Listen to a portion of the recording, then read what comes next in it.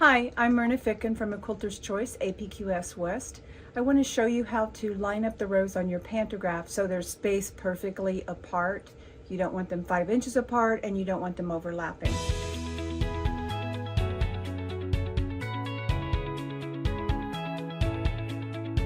So what I've done is I've put my needle on a registration mark on the quilt, which shows right here where this first black dot is. And then if you follow it down, you'll see 2 other black dots. So the first one down there is where I'm actually going to roll the quilt to. With the Power Advance, it's going to roll an extra inch. So you want to stop before you get to that point. So I take my brake off, I rest my hand on this knob, and then I push the green pedal and I keep pushing it until I get to that point. I don't want to slow down. Give it a little bit and then stop a little bit. It won't get to where you need it to be. So I'm going to move my clamps down. I've already moved them down on the other end. And down this way.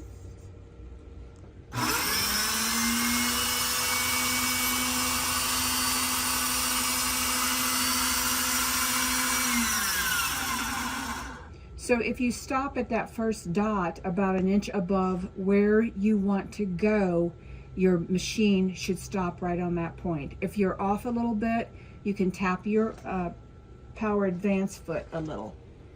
And then you just go back in, straighten out your clamps, straighten out your quilt, straighten out your batting, and stitch down the sides, and then you're ready to go again. And that puts your pattern repeat right in the position that it's supposed to be in. If you don't have the Power Advance on your machine and you have a Lenny or a Lucy, you will have a break on this roller and a break on this roller. So you would release both of the brakes, roll the quilt, and you would take it to the very place that you want to end up at, which is this dot, your registration mark there. You don't have to stop ahead of time because you're rolling it manually and you can easily place it exactly where you want it.